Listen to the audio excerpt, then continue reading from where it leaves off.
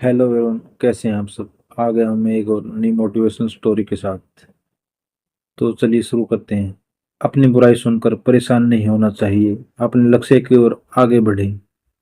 अपनी शिष्य के सामने लोग कर रहे थे उसके गुरु की बुराई। शिष्य ने अपने गुरु की को ये बात बताई तो उन्होंने सुनाई हाथी की कहानी। एक लोक कथा के अनुसार पुराने समय में एक संत अपने शिष्य के साथ एक गांव में रुके। कुछ ही दिनों में संत की ख्याति आसपास के क्षेत्र में फैल गई। अब उनके प्रवचन सुनने और दर्शन करने के लिए दूर दूर से लोग आने लगे। ये सब देखकर उसी गांव का एक अन्य पंडित परेशान हो गया।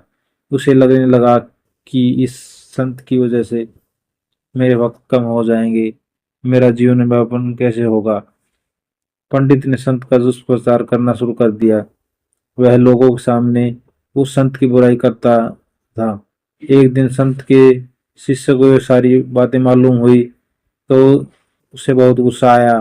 वह तुरंत अपने गुरु के पास पहुंचा, पूरी बात बताई।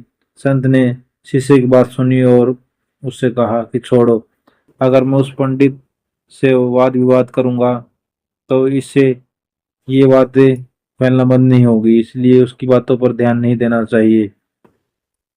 संत ने देखा कि शिष्य का क्रोध शांत नहीं हुआ। तब उन्होंने कहा कि जब जंगल का हाथी गांव में आता है तो उसे देखकर सभी कुत्ते भौंकने लगते हैं, लेकिन हाथी पर उसका कोई असर नहीं होता। हाथी अपनी मस्त चाल चलते रहता है, कुत्ते भौंकते हुए थक जाते हैं और वापस अपने इलाके की ओर भाग जाते हैं।